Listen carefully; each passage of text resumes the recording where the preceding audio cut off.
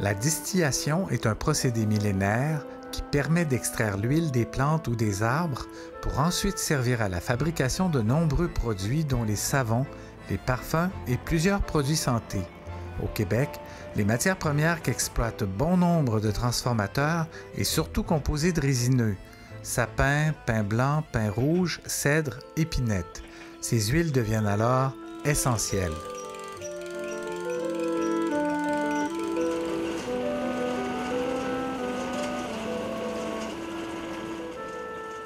Moi, j'ai commencé en 92. J'ai acquis avec M. Bégin l'alambic que j'ai là, que j'ai transmis, que j'ai vendu l'an passé. Je l'ai acquis en 92. En 93, j'ai débuté. J'étais déjà dans le domaine forestier. Je travaillais pour le groupement forestier. Puis je me suis, on m'a dit, je voulais avoir d'autres défis. Puis j'ai acquis l'alambic, puis j'ai monté une clientèle. Je me suis installé à ma résidence à Saint-Jules.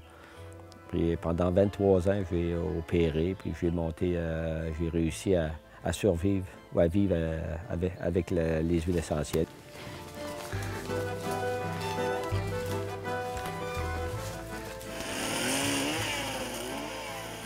Dans notre cas, c'est vraiment un hasard ou presque. On l'a su par de parenté que Sylvain Liliane avait l'équipement pour les alambics à vendre. Fait que... Puis j'avais le goût de relever un nouveau défi. Je pense que c'est le goût de s'investir puis d'essayer d'avoir de quoi à nous autres mêmes. Là. Moi, ça m'a toujours intéressée. Puis j'ai toujours aimé ça, travailler avec la machinerie. Puis j'ai décidé moi aussi que c'était un défi, puis j'ai foncé. Les arbres ne sont pas tellement gros dans l'érablière.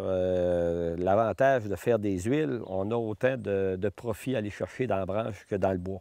Okay. C'est pour ça que c'est important on récupère la branche pour faire des huiles essentielles. Qu'est-ce qu'on fait avec le tronc? Le tronc, c'est du petit cierge. Ça fait que c'est pas tellement...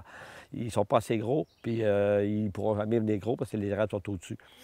On est mieux de les enlever, puis ça fait du bois qui est de moindre qualité. Puis le bois à pâte, le marché est complètement tombé. Fait qu'on n'a pas beaucoup de bois à pâte à faire rester ainsi. Fait qu'on va les brancher, puis ensuite, on va améliorer les branches par après. Parfait. On y va.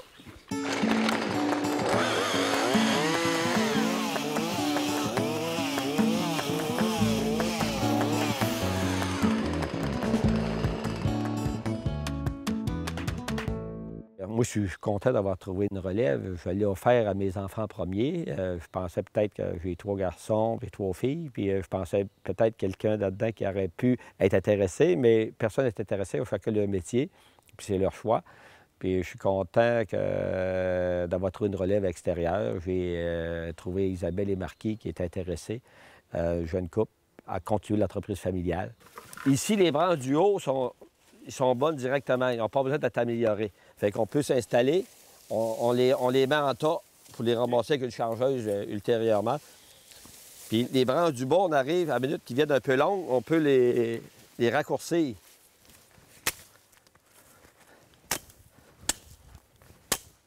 Toute la partie qui est desséchée au bord de l'arbre, c'est pas bon parce que dans l'huile essentielle, elle est seulement dans l'aiguille, il n'y a rien dans le bois.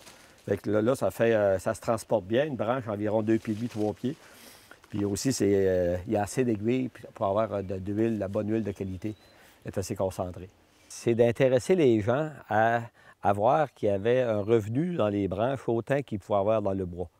La plupart des gens dans Beauce s'occupaient de ramasser leur bois de la forêt, mais souvent, ils n'avaient pas l'intention de récupérer l'argent qu'il peut avoir dans les branches. J'ai eu de l'aide dans le secteur de Thetford. Le secteur de Thetford, c'est des gens que ça fait longtemps, eux autres, qui récupèrent des branches pour les couronnes de Noël ou les décorations de Noël. Ils voyaient un arbre, puis ils voyaient autant d'argent dans les branches que dans le tronc.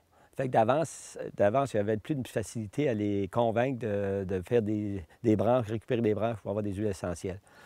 Au niveau des essences qu'on utilise, c'est surtout le sapin, mais on prend aussi un peu d'épinette noire puis de pin blanc. À l'automne, on peut avoir du pin blanc aussi.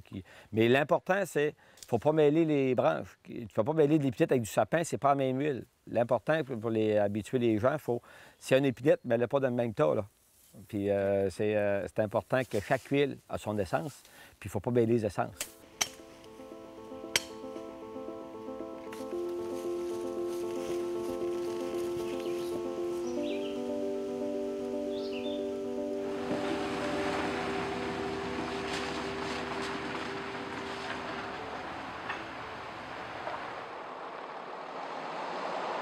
Il nous arrive un client, tu dois sortir une facture, OK? Le client va avancer. La première pesée, elle est très importante, il y en a une. On pèse et l'équipement et la branche que le client a. OK. Après ça, on va refaire une deuxième pesée. Et là, après avoir vidé la branche, et on va repeser l'équipement, soit le pick-up, le trailer. Puis la différence des deux va faire le total des branches qui est venu livrer. Le poids net. Oui, le poids net, c'est ça.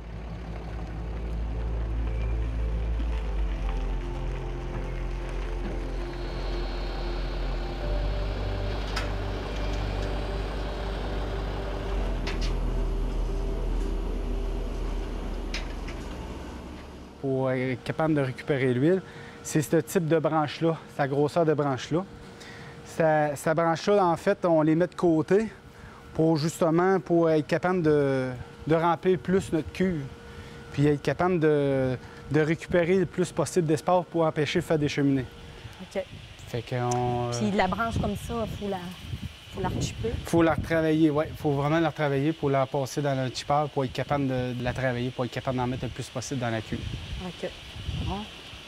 Là, on a rempli la cuve, puis là, elle est en processus de se faire réchauffer. On l'a rempli jusqu'à déborder.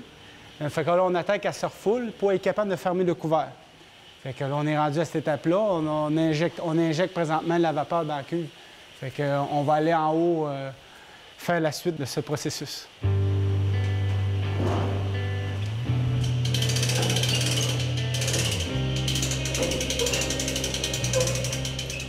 Fait qu'en fait, on a mis la haie dans le convoyeur qui a été mis dans les cuves. Puis on l'a rempli pour être capable de fermer le couvert. Puis après, on a parti la vapeur. La vapeur ramasse les particules d'huile dans les branches. La vapeur et l'eau s'en vient dans le refroidisseur qui redevient en eau et c'est là que ça se sépare. Fait que ce qui arrive, l'eau et l'huile se ramassent dans le fond de la cuve. Puis là, le niveau d'eau et d'huile va monter ensemble jusqu'à temps qu'ils atteignent le trop-plein qui est ici. Le trop-plein va retourner au bollard. Puis l'huile, au lieu de s'épaisser, il va baisser. Elle va prendre plus de place que l'eau, puis l'eau va s'éliminer tranquillement. Elle va descendre. Quand on va être rendu dans l'entonnoir ici, ça va être là qu'on va venir récupérer l'huile. En étant plus légère, l'huile se ramasse sur le dessus et l'eau s'en va par en dessous. Ensuite, on prend des cruches qu'on remplit ici. On fait vider le décanteur, puis on ramasse l'huile. Ensuite, on prend nos cruches, puis on les transvide dans des barils. Puis ensuite, qu'on vend à des acheteurs d'huile. Fait qu'on a des acheteurs qui viennent à tous les mois. Il y a un roulement de barils qui se fait à tous les mois. Ils viennent en chercher, puis ils viennent en redonner des barils. On fait une petite production dans le biologique. C'est un marché qui est quand même bien, fait qu'on essaie de l'avoir et d'essayer de le garder.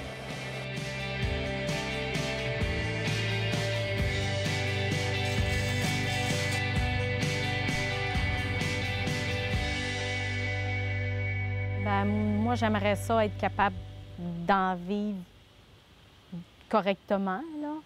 Puis peut-être avoir des employés un jour. C'est de faire vivre juste notre famille, ça serait déjà une fierté.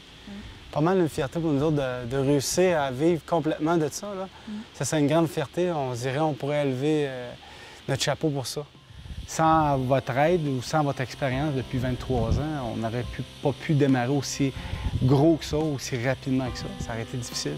C'est un métier qui est assez rare.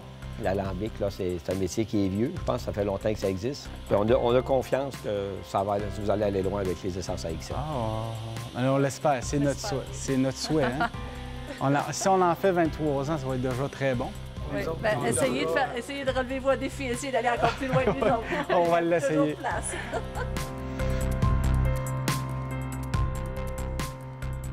La plupart des producteurs d'huile essentielle au Québec sont des entreprises familiales en opération seulement quelques mois par année.